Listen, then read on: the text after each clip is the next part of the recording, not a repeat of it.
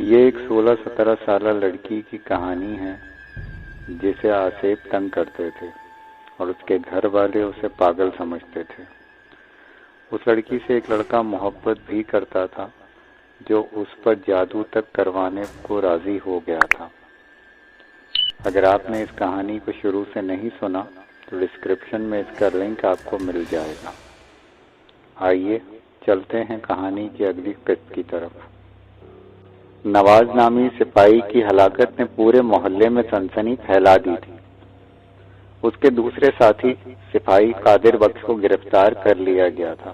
اس نے چیخ چیخ کر اپنی صفائی میں یہ کہنا چاہا کہ اس کی نواز سے کوئی دشمنی نہ تھی، بلکہ اس نے سرکٹے پر گولی چلائی تھی، مگر لوگ یہی سمجھ رہے تھے قادر بخش نے ان پراسرار حالات سے فائدہ اٹھا کر نواز کے ساتھ اپنی پرانی دشمنی نکالی تھی۔ اسے گرفتار کرنے کے بعد تفتیش شروع کر دی گئی تھی۔ البتہ نواز کے قتل کے سلسلے میں محلے والے سپاہی قادر بخش کی اس رائے سے متفق تھے کہ وہ جھوٹ نہیں بول رہا تھا، لہذا نواز کے قتل کا الزام بھی محلے والوں نے مشترکہ طور پر اندھیری کوٹھی کے باسیوں کے سر تھوپ دیا۔ اندھیری کوٹھی پر پولیس کا پہرا جوں کا توں تھا۔ محلے کے چند لوگوں نے ان پولیس والوں کے کان بھی بھرنے کی کوشش کی کہ وہ اپنی جانیں خطرے میں نہ ڈالیں اور یہاں سے چلے جائیں۔ اگرچہ کچھ سپاہی اس لرزہ خیز واقعے کے بعد اندر سے خوفزدہ بھی ہو چکے تھے، مگر وہ اپنے افسر کے حکم کی عدولی کس طرح کر سکتے تھے۔ ادھر زینت اور شگفتہ بھی ایک سپاہی کی ہلاکت پر رنجیدہ تھیں، مگر وہ کیا کر سکتی تھیں؟ جانتی وہ بھی تھیں کہ یہ سارا کیا دھرا اسی بدرو کا تھا جس کے لیے ساجد اور ناصر بہرا نامی گاؤں گئے ہوئے تھے، جنہیں گئے کافی روز بیت چکے تھے اور ان کے اب تک واپسی کے آثار تک نظر نہیں آ رہے تھے، نہ ہی ان کی کوئی خیر خیریت معلوم ہوئی تھی کہ خدا نہ خواستہ زندہ بھی تھے یا مر چکے تھے۔ شگفتہ نے تو اپنے بھائی ساجد اور شوہر ناصر کی اس طویل جدائی میں رو رو کر اپنا برا حال کر لیا تھا۔ زینت اسے تسلیاں دینے کے سوا اور کر بھی کیا سکتی تھی۔ وقت گزرتا گیا۔ ادھر شفقت کو بھی اپنے بھانجے کی فکر لاحق ہونے لگی تھی۔ اسے بار بار یہی خیال پریشان کیے دے رہا تھا کہ پتہ نہیں وہ زندہ بھی ہے یا نہیں۔ پھر اسے شگفتہ کے نابینا بھائی ساجد کا بھی خیال آیا تھا کہ وہ بھی تو اسی دن سے غائب تھا۔ آخر یہ دونوں اچانک کہاں غائب ہو گئے تھے؟ ان کا کچھ پتہ نہ تھا۔ بالآخر ایک دن وہ اپنی بہو سے ناصر کے بارے میں پوچھنے کی خاطر اندھیری کوٹھی جا پہنچا، مگر وہاں پولیس نے اسے روک لیا۔ شگفتہ میری بہو ہے، میں اس سے ملنا چاہتا ہوں، اس نے پولیس والے سے کہا۔ ٹھیک ہے، ہم پہلے اندر شگفتہ بی بی سے پوچھ لیتے ہیں کہ وہ تم سے ملنا چاہتی ہیں یا نہیں، ایک پولیس والے نے سنجیدہ لہجے میں کہا، اور پھر ایک سپاہی کو اندر شگفتہ سے اجازت لینے کے لیے بھیج دیا۔ شگفتہ نے ملنے کی اجازت دے دی تو شفقت کو اس کے پاس پہنچا دیا گیا۔ شفقت نے اس بار جوش اور غیظ کی کینچلی اتار کر نہایت التجا کر کے شگفتہ سے کہا، شگفتہ بیٹی، آخر تم مجھے بتاتی کیوں نہیں ہو کہ ناصر یوں اچانک کہاں غائب ہو گیا ہے؟ وہ میرے بیٹوں کی طرح ہے، تمہیں اللہ کا واسطہ ہے اس کے بارے میں بتا دو، ایک وہی تو میرے بڑھاپے کا سہارا تھا۔ شگفتہ کو اپنے سسر کی آہوزاری پر ترس آ گیا۔ پھر اس نے اسے سب کچھ سچ سچ بتانے کا فیصلہ کر لیا کہ شاید ساری حقیقت جاننے کے بعد اسے یقین ہو جائے کہ اصل بات کیا تھی، اور اس طرح ان کی پریشانی بھی ذرا کم ہو جائے۔ ادھر اندھیری کوٹھی کو تباہ یا نظر آتش کرنے کے سلسلے میں شفقت محلے والوں میں سب سے آگے تھا، بلکہ اصل محرک وہی تھا، لیکن اب اپنے بھانجے ناصر کی پراسرار گمشدگی نے اسے ایک نئی پریشانی میں مبتلا کر دیا تھا، کیونکہ اس کا دنیا میں ناصر کے سوا اور کوئی نہ تھا۔ یہی سبب تھا کہ اب اپنی بہو شگفتہ سے اس سلسلے میں ملنے پر مجبور ہوا تھا۔ وہ بہت دکھی ہو رہا تھا۔ ادھر شگفتہ نے بھی اپنے سسر کو غمزدہ ہوتا دیکھ کر بالآخر اسے حقیقت آگاہ کرنے کا فیصلہ کر لیا تھا۔ تاکہ اس طرح اس کی بھی حمایت انہیں حاصل ہو جائے۔ وہ محلے کے دیگر لوگوں کے ساتھ اس کوٹھی کو نظر آتش کرنے کا فیصلہ بدل دے۔ چنانچہ شگفتہ نے اسے ساری حقیقت سے آگاہ کر دیا اور یہ بھی بتا دیا کہ ناصر اور اس کا بھائی ٹالی والے بابا کے کہنے کے مطابق اس بدرو کا ہمیشہ کے لیے خاتمہ کرنے کے لیے ایک طویل اور پرخطر مہم پر روانہ ہو چکے ہیں۔ اپنی بہو شگفتہ کی ساری کتھا سننے کے بعد شفقت چند ثانیے کی گہری اور پرسوچ خاموشی میں غرق ہو گیا۔ پلیز، ہم پہلے ہی بہت پریشان ہیں، ہمیں آپ کی مدد کی ضرورت ہے۔ خدا کے لیے آپ اس کوٹھی کو تباہ کرنے کا خیال اپنے دل سے نکال دیں۔ اگر ایسا ہو گیا تو نہ صرف ہماری ساری محنت ضائع چلی جائے گی، بلکہ وہ بدرو بھی ہمارے بعد دوسرے بے گناہ لوگوں کی زندگی اجیرن کر دے گی۔ پھر نہ ہم اس کے شر سے بچ پائیں گے، نہ آپ سب لوگ۔ شگفتہ نے اسے آنے والے خطرے سے آگاہ کر دیا۔ شفقت اب پہلی بار اپنے مزاج سے ہٹ کر کچھ سوچنے پر مجبور ہو گیا تھا۔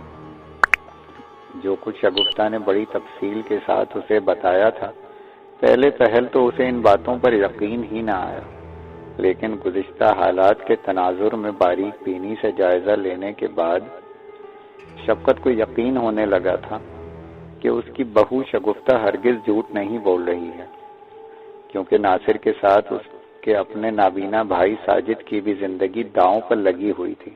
چنانچہ شفقت نے پہلی بار اپنا دست شفقت شگفتہ کے سر پر رکھتے ہوئے اس سے کہا، بیٹی، مجھے واقعی کچھ غلط فہمی ہو گئی تھی، مگر تم پریشان مت ہو، میں تمہارے ساتھ ہوں۔ ہم سب مل کر اللہ سے دعا کریں گے کہ وہ ہمیں اس نیک مقصد میں کامیاب و کامران کرے، آمین۔ شگفتہ نے بے اختیار دعائیہ کلمہ ادا کیا۔ وہ بہت خوش تھی۔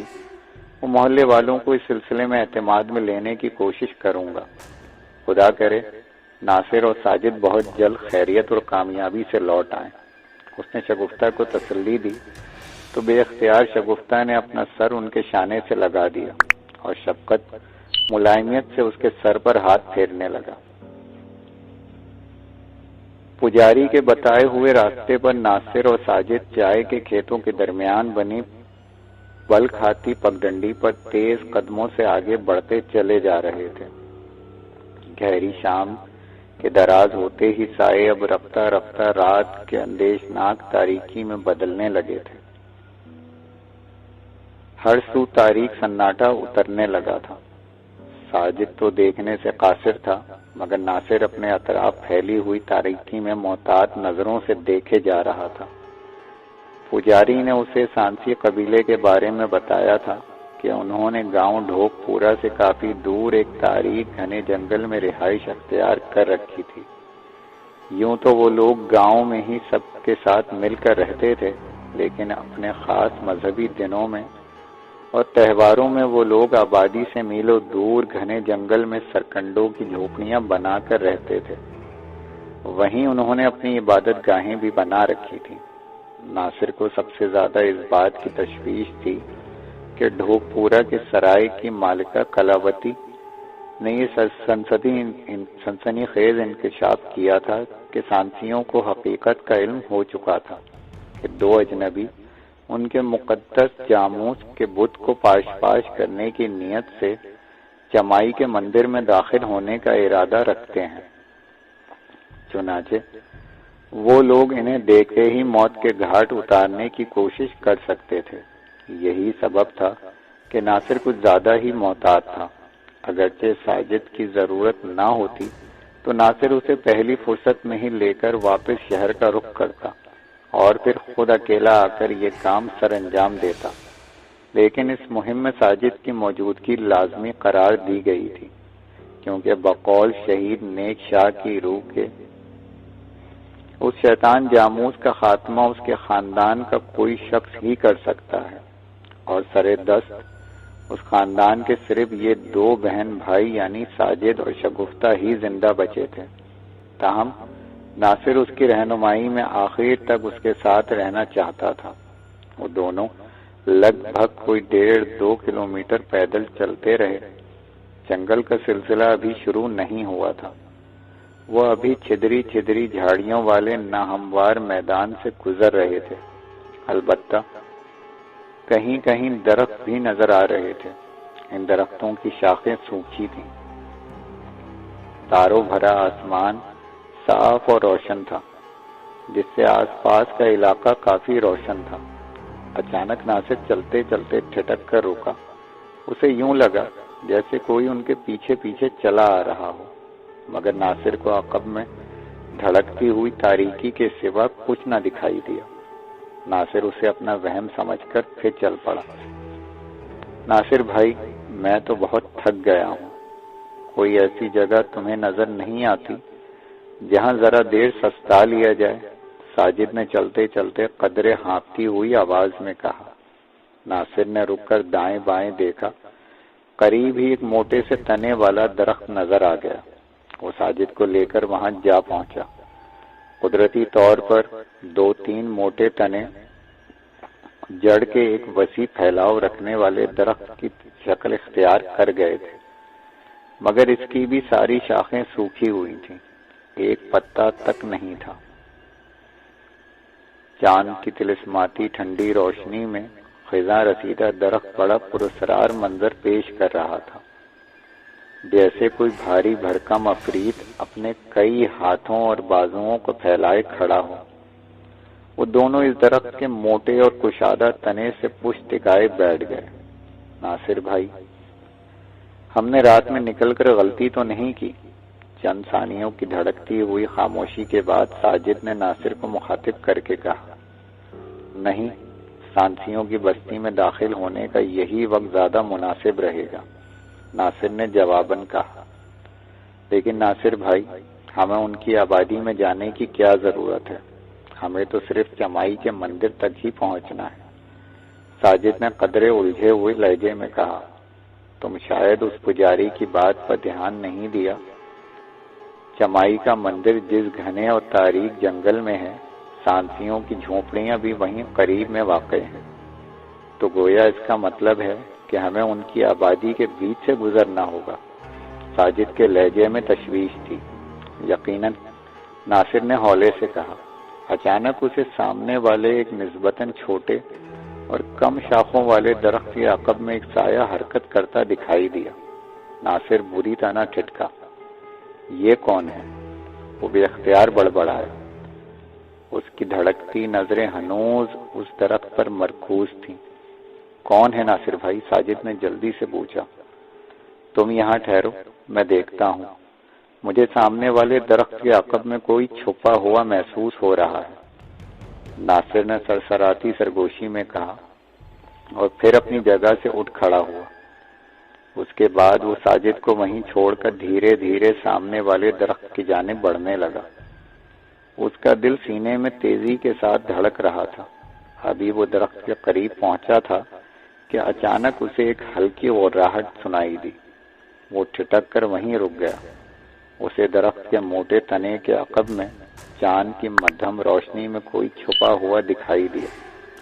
وہ کسی جانور کا سایہ تھا، جس کی پچھلی دونوں ٹانگیں مائع دم صاف نظر آ رہی تھیں۔ ناصر کسی خونخوار درندے کے تصور سے اب الٹے پیروں پیچھے ہٹنے لگا۔ تبھی اچانک ہی وہ درندہ درخت کی آڑ سے برآمد ہوا، جسے دیکھ کر ناصر کے پورے وجود میں کپکپی طاری ہو گئی۔ وہ ایک کالے رنگ کا شیر تھا۔ اس کی آنکھیں بہت چھوٹی اور چندی چندی تھیں، مگر ان میں بلا کی سرخی اور وحشت تھی۔ ناصر اس سیاہ اور خونخوار درندے سے اس قدر خوفزدہ ہو گیا تھا کہ اس کی ٹانگیں لرزنے لگی تھیں۔ نتیجتاً اس نے پیچھے ہٹتے ہوئے قدم لڑکھڑائے، اور وہ اپنا توازن برقرار نہ رکھ سکا۔ وہ جیسے ہی بھربھری مٹی والی زمین پر گرا، ٹھیک اسی وقت وہ سیاہ رنگ کا درندہ اپنی چندی چندی سرخ آنکھوں سے اسے گھورتا ہوا تیزی سے اس کی جانب لپکا۔ اس کے حلق سے غراہٹ ابل رہی تھی۔ ناصر کا خون خشک ہو گیا۔ اسے اپنی موت صاف نظر آنے لگی۔ موت کو سامنے پا کر اس کے اعصاب ایک دم ہی جواب دے گئے تھے۔ ادھر ساجد نے بھی اس سیاہ درندے کی غراہٹیں سن لی تھی۔ وہ حیران سا ہو کر اٹھ کھڑا ہوا اور ناصر کو پکارنے لگا۔ ادھر اس سیاہ درندے نے بھی ناصر کے علاوہ اور سامنے ایک اور شخص کو دیکھا تو وہ ناصر کے بالکل قریب پہنچ کر رک گیا۔ اس کا اور ناصر کا درمیانی فاصلہ صرف چند منٹ کا رہ گیا تھا۔ ناصر کا لہو منجمد ہو چکا تھا۔ ایک خونخوار اور خوفناک درندے کو اپنے بالکل سر پر پا کر اس کے حواس جواب دے گئے تھے۔ اس کے وجود کے جیسے ساری قوت سلب ہو چکی تھی۔ اس کے اندر اتنی بھی ہمت نہ ہو پا رہی تھی کہ وہ اٹھ کر بھاگنے کی ہی کوشش کر لیتا۔ دوسری طرف ساجد حیران و پریشان کھڑا تھا۔ اسے درندے کی خطرناک آوازیں آ رہی تھیں، نہ ہی ناصر اسے کوئی جواب دے رہا تھا۔ ناصر کو یہ دیکھ کر ذرا ہمت ہوئی کہ کالا شیر قریب پہنچنے کے بعد رک گیا تھا۔ وہ اب اس کی طرف گھورنے کے بجائے ٹکٹکی باندھے ساجد کی طرف دیکھے جا رہا تھا۔ ناصر یہی سمجھا کہ شاید یہ کالا شیر اب ساجد پر جھپٹے گا، مگر وہ خود حیران تھا کہ کالا شیر اپنی جگہ سے ذرا بھی ٹس سے مس نہیں ہو رہا تھا۔ یوں ناصر نے ذرا حوصلہ پکڑے اور لیٹے لیٹے پیچھے کی طرف سرکنا شروع کر دیا۔ جیسے ہی وہ ساجد کے قریب پہنچا، ادھر کالے شیر نے بھی دھیرے دھیرے ان کی طرف بڑھنا شروع کر دیا۔ ناصر کا مارے دہشت سے ابھی تک گگی بنی ہوئی تھی۔ وہ پھٹی پھٹی آنکھوں سے اپنی طرف بڑھتے ہوئے کالے شیر کو تکے جا رہا تھا۔ اس شیر کی آنکھوں میں جانے کیسی مقناطیسی کشش تھی کہ ناصر گم سم ہو کر رہ گیا تھا۔ ساجد نے ناصر کی موجودگی کو محسوس کر کے اس سے دوبارہ کچھ پوچھنے کی کوشش کی تھی۔ بمشکل ناصر کے منہ سے بے ربط نکلا، شیر کیا؟ ساجد زور سے چلایا۔ اسی اثنا میں وہ کالا شیر ساجد کو گھورتا ہوا قریب آ گیا۔ تب ایک حیرت انگیز واقعہ رونما ہوا۔ وہ کالا شیر اپنی دم ہلانے لگا۔ اس کے ساتھ ہی وہ ساجد کے بالکل قریب آ کر اس کی ٹانگوں سے اپنے وجود کو مس کرنے لگا۔ پھر اس کے قدموں میں بیٹھ کر اس نے اپنا سر زمین پر رکھ دیا۔ ساجد اپنی جگہ سے بالکل مت ہلنا، ناصر نے ہلکی سرگوشی میں اس سے کہا۔ ساجد نے بھی اپنی ٹانگوں کے ساتھ کسی جانور کا وجود کا لمس محسوس کر لیا تھا۔ ناصر بھائی، کچھ تو بتاؤ، یہ کیا معاملہ ہے؟ ناصر خود حیران تھا۔ اس کا ڈر اور خوف اب شدید حیرت میں بدل گیا تھا۔ تب ناصر نے ساجد کو بتایا، ساجد، ایک کالا شیر تمہارے قدموں میں سر رکھ کر بیٹھا ہوا ہے۔ پتہ نہیں کیا معاملہ ہے، میری خود کچھ سمجھ میں نہیں آ رہا۔ ابھی ناصر نے اتنا ہی کہا تھا، وہ شیر اپنی جگہ سے اٹھا اور چند قدم آگے بڑھنے کے بعد رک گیا۔ پھر دوبارہ ان کی طرف دیکھ کر اپنی دم ہلانے لگا۔ ناصر کی کچھ سمجھ میں نہیں آ رہا تھا کہ وہ کیا کرے۔ تب وہ کالا شیر دوبارہ ان کی طرف پلٹا، ہولے سے غرایا، پھر آگے بڑھا اور رک کر ان کی طرف دیکھنے لگا۔ اب وہ اپنی دم کو بھی زور زور سے ہلانے لگا۔ میرا خیال ہے یہ ہمیں کہیں لے جانا چاہتا ہے، آؤ۔ ناصر نے جیسے کالے شیر کا اشارہ سمجھنے کی کوشش کرتے ہوئے کہا۔ ساجد نے بھی ہولے سے اس بات میں سر ہلا دیا۔ اب وہ دونوں اس کالے شیر کے عقب میں چلنے لگے۔ کالا شیر ان کے آگے آگے چلنے لگا۔ رات گہری ہونے لگی تھی۔ وہ دونوں کالے شیر کے پیچھے پیچھے چلتے رہے اور تھوڑی دیر بعد ناصر کو سامنے چاند کی روشنی میں ایک بوسیدہ عمارت کا ہیبلا نظر آنے لگا۔ وہ شیر اس کھنڈر نما عمارت کے اندر داخل ہو گیا۔ ناصر ایک دم رک گیا۔ ساجد کے قدم بھی زمین میں گڑ گئے۔ ہم کہاں آ گئے ہیں ناصر بھائی؟ ساجد نے پوچھا۔ ناصر نے بتایا، یہ شیر ہمیں ایک کھنڈر کے قریب لے آیا ہے۔ پتہ نہیں یہ کیا اصرار ہے، میری تو کچھ سمجھ میں نہیں آ رہا۔ ساجد نے کچھ سوچنے کے بعد پرخیال لہجے میں کہا، ناصر بھائی، لگتا ہے یہ شیر ہماری کوئی مدد کرنا چاہتا ہے۔ وہ کہاں گیا ہے؟ مجھے بھی ایسا ہی لگتا ہے، ناصر نے بھی جیسے کچھ بھانپتے ہوئے کہا، مگر ہمیں اس کے پیچھے چلنا ہوگا، آؤ۔ کالا شیر انہیں رکتا دیکھ کر اپنی گردن موڑے ان کی طرف دیکھنے لگا اور دوبارہ اپنی دم ہلانے لگا۔ پھر جب ان دونوں نے اس کی طرف آگے قدم بڑھائے تو اس نے بھی چلنا شروع کر دیا۔ وہ دونوں اب کالے شیر کے پیچھے چلتے ہوئے کھنڈر کے اندر داخل ہو گئے۔ یہ ایک ٹوٹا ہوا بوسیدہ وسیع ہال نما کمرہ تھا جس کی چھت گری ہوئی تھی، اس کا ملبہ آس پاس بکھرا ہوا تھا۔ وہ کالا شیر ایک کونے کی طرف بڑھ گیا۔ اچانک ایک آہٹ پر یہ لوگ بری طرح ٹھٹکے۔ کالا شیر بھی ٹھٹکے ہوئے انداز میں رک گیا تھا۔ ناصر نے عقب میں گردن موڑ کر دیکھا تو اسے 4-5 افراد تیزی سے اندر داخل ہوتے ہوئے دکھائی دیے۔ ان سب کے ہاتھوں میں بچیاں تھیں۔ شیر ان لوگوں کی موجودگی محسوس کرتے ہوئے ایک ٹوٹی ہوئی دیوار سے جست لگا کر باہر نکل چکا تھا۔ وہ 5 افراد ہاتھوں میں برچیاں تھامے اندر داخل ہوئے تھے اور ان دونوں کو گھیرے میں لے لیا تھا۔ ناصر کے چہرے پر تشویش کے آثار امڈ آئے تھے۔ اس نے ساجد کے کان میں سرگوشی کر کے اسے خطرے سے آگاہ کر دیا تھا۔ ساتھ ہی ناصر کو اس بات پر حیرت بھی تھی کہ آخر وہ پراسرار کالا شیر کدھر غائب ہو گیا۔ تاہم اس نے اپنے حواس بحال رکھے۔ وہ 5 افراد بہت زیادہ صحت مند اور سیاہ رنگت کے تھے۔ ان کے اوپری جسم برہنہ تھے اور نیچے دھوتی ٹائپ کوئی تہ دار کپڑا لپیٹ رکھا تھا۔ ان کے سر گنجے تھے اور کانوں میں پیتل کے بالے جھول رہے تھے۔ ان کی آنکھوں میں وحشتیں نظر آ رہی تھیں، البتہ ان کے قد و قامت دبتے ہوئے تھے۔ کون ہو تم لوگ؟ ان میں سے ایک نے درست لہجے میں ناصر کو گھورتے ہوئے پوچھا۔ وہ نسبتاً زیادہ ڈیل ڈول کا مالک تھا۔ ناصر کو کچھ اندازہ ہوا تھا کہ یہ لوگ سانسی قبیلے کے افراد ہیں۔ تاہم وہ اپنے حواس بحال رکھتے ہوئے بولا، ہم شاہپور سے آئے ہیں، ایک اخبار کے لیے کام کرتے ہیں۔ تاریخی مقامات کی سیر کرنا اور ان برسوں پرانے کھنڈرات کے بارے میں لکھنا ہمارا پیشہ ہے۔ ناصر کی بات سن کر ایک دوسرا بغور ان کا جائزہ لیتے ہوئے مکروہ مسکراہٹ کے ساتھ بولا، تمہاری یہ چالاکی کام نہیں آ سکتی، کیونکہ ہم تمہیں اچھی طرح جان گئے ہیں کہ تم کون ہو۔ مقدس جاموس نے ہمیں سب بتا دیا ہے۔ اس کی بات سن کر ناصر اور ساجد کا دم خشک ہونے لگا۔ یہ دونوں ان 5 خونخوار سانسیوں کے گھیرے میں بری طرح پھنس چکے تھے۔ تم دونوں اب مرنے کے لیے تیار ہو جاؤ، تیسرے نے انہیں گھور کر غراتے ہوئے کہا، اور اس کے ساتھ ہی یہ 5 اپنے ہاتھ میں برچھیاں لہراتے اپنے گھیرا تنگ کرنے لگے۔ ناصر کو اپنی موت صاف نظر آنے لگی۔ وہ تنہا اور نہتھا تھا، ان 5 خونخوار سانسیوں سے نہیں لڑ سکتا تھا جو جاموس کے پجاری تھے۔ تب پھر اچانک کھنڈر کے اندر ایک دھاڑ گونجی۔ ان کی طرف بڑھتے ہوئے وہ 5 سانسی بری طرح ٹھٹکے۔ ٹھیک اسی وقت ایک درندے نے ان پر جست لگائی تھی۔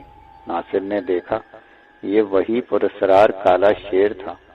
اس نے سب سے پہلے ایک سانسی کی گردن کو اپنے جبڑوں تلے نوکیلے دانتوں سے ادھیڑ ڈالا اور پھر دوسرے کو نوکیلے ناخنوں والا پنجہ مار کر اس کا چہرہ نوچ ڈالا۔ باقی 3 سانسی کالے شیر کے مقابلے پر ڈٹ گئے۔ ان کے انداز و اطوار جنگجوانہ طرز کے تھے۔ ناصر اور ساجد ایک کونے میں سمٹ گئے تھے۔ وہ 3 سانسی اپنے ہاتھوں میں برچیاں تو لیے شیر کو گھیرے میں لیے ہوئے تھے۔ کالا شیر ان میں سے کسی ایک پر جست لگانے کے لیے پر توڑ رہا تھا اور ان کی طرف گھور گھور کر غرا رہا تھا۔ تب پھر اچانک ہی اس نے ایک سانسی پر چھلانگ لگا دی۔ وہ سانسی اس کے حملے کے لیے پہلے سے ہی چوکس تھا۔ وہ فوراً جھک کر بچ گیا۔ پھر جیسے ہی کالا شیر زمین پر آیا وہ 3 سانسی اس پر جھپٹ پڑے، جن میں سے ایک سانسی نے اس کے سر پر وار کیا، دوسرے نے اس کی گردن پر، جبکہ تیسرے کو وار کرنے کا موقع نہ مل سکا۔ کالے شیر نے ایک زوردار دھاڑ ماری اور پلٹ کر اپنا پنجہ ایک سانسی کی گردن پر مارا ہو سکی۔ چنانچہ اس نے بھاگنے میں ہی عافیت جانی اور باہر کو دوڑ لگا دی۔ کالا شیر اپنے دوسرے شکار کو ٹھکانے لگانے کے بعد ہانپنے لگا۔ اس کی گردن اور پہلو سے خون نکل رہا تھا۔ اس نے تیسرے فرار ہونے والے سانسی کا تعاقب نہیں کیا تھا۔ ناصر فوراً شیر کی طرف بڑھا، اس کے زخموں کا جائزہ لینے لگا، مگر وہ کیا کر سکتا تھا سوائے دکھ اور افسوس کے۔ کالے شیر نے ناصر کی طرف دیکھا، پھر اپنے زخم پر زبان پھیرنے لگا۔ اس کے بعد وہ بامشکل اٹھا، اپنی دم ہلاتا ہوا ایک گوشے کی طرف بڑھ گیا۔ ناصر نے ساجد کو جلدی مختصراً ساری صورتحال سے آگاہ کیا اور اسے لے کر شیر کے پیچھے چل دیا۔ کالا شیر ایک انتہائی کونے میں آ کر اپنے دونوں اگلے پنجوں سے جلدی زمین کھرچنے لگا۔ ناصر اور ساجد دم بخود کھڑے تھے۔ ناصر بغور اس کی یہ حرکت دیکھ رہا تھا۔ کالے شیر نے آنے واحد میں ایک خاصا گہرا گڑھا کھود ڈالا اور پھر اپنا منہ گڑھے میں ڈال کر جب باہر نکالا تو ناصر نے دیکھا اس کے جبڑے میں ایک چوڑے پھل والی کلہاڑی دبی ہوئی تھی، جو اس نے ساجد کے قریب آ کر اس کے قدموں میں رکھ دی۔ اس کے بعد ایک نظر ان دونوں کو باری باری دیکھا اور دھیرے چلتا ہوا کھنڈر سے باہر نکل گیا۔ ناصر نے فوراً آگے بڑھ کر ساجد کے قدموں سے وہ کلاڑی اٹھا لی اور اپنے دونوں ہاتھوں میں پکڑ کر بغور اس کا معائنہ کرنے لگا۔ جس کلاڑی کا پھل تیز دھاڑ تھا اور خاصا چوڑا بھی تھا، لیکن دستہ بہت پرانا مگر مضبوط لکڑی کا تھا۔ مجموعی طور پر ناصر کو یہ کلاڑی قدیم طرز کی محسوس ہوئی تھی۔ اس نے ساجد کو اس کے بارے میں بتایا۔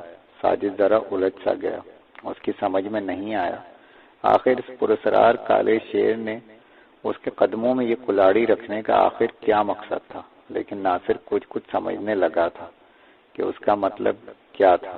لہذا اس نے ساجد سے کہا، ساجد، اس کالے شیر نے یہ کلاڑی صرف تمہارے قدموں میں رکھی تھی، جس کا ایک ہی مقصد ہو سکتا ہے کہ یہ کلاڑی تمہارے لیے ہے اور جاموس کے بت کو صرف تم ہی مسمار کر سکتے ہو۔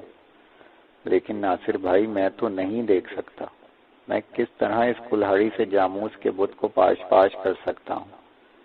اس کی بات سن کر ناصر نے اسے حوصلہ دیتے ہوئے کہا، ساجد، اللہ نے اب تک ہماری ساری رکاوٹیں دور کی ہیں اور آگے بھی ہماری مدد کرے گا۔ پھر میں بھی تو تمہارے ساتھ ہوں۔ مگر وہ کالا شیر کہاں چلا گیا؟ یہ کیا معاملہ تھا؟ ساجد نے پوچھا۔ ناصر ایک گہری سانس خارج کر کے بولا، ساجد میاں، ہم جن پراسرار اور ناقابل یقین حالات سے گزر رہے ہیں، ان میں یہ سب ممکن ہو سکتا ہے۔ اس پراسرار کالے شیر کا تعلق کبھی شہید نیک شاہ سے رہا ہو۔ آؤ اب ہم آگے بڑھیں، ایک سانسی بھاگ چکا ہے، ایسا نہ ہو وہ اپنے دیگر ساتھیوں کو بھی یہاں بلا لے، ناصر نے کہا۔ اور پھر جب دونوں کھنڈر سے باہر نکلنے لگے تو ناصر نے مردہ پڑے سانسیوں کے قریب 2 عدد بڑی برچیاں اٹھا لی اور اپنی ٹانگوں کو دونوں پنڈلیوں پر باندھ دی۔ کلاڑی البتہ اس نے اٹھا رکھی تھی۔ دونوں کھنڈر سے باہر آ گئے۔ کاش وہ کالا شیر ہماری چمائی کے مندر تک رہنمائی کر دیتا۔ کھنڈر سے نکلتے ہی ساجد نے خود کلامی سے کہا۔ ناصر بولا، فکر نہ کرو، ہم چمائی کے مندر کے علاقے میں داخل ہو چکے ہیں، مندر بھی نظر آ ہی جائے گا۔ مگر تمہیں کیسے اندازہ ہوا؟ تم بہت بھولے ہو، ناصر نے مسکرا کر کہا۔ ہم پر جن 5 افراد نے حملہ کیا تھا وہ سانسی ہی تو تھے، تم نے ان کی دھمکی نہیں سنی تھی؟ ہاں، یاد آیا، میں تو بھول ہی گیا تھا، وہ ہولے سے ہنس کر بولا۔ ہم ابھی میدانی علاقے میں ہی کھڑے ہیں، مجھے دور ایک جنگل کے آثار تو نظر آ رہے ہیں، میرا خیال ہے وہی سانسیوں کی آبادی ہوگی، ناصر نے کہا۔ پھر دونوں آگے بڑھ گئے۔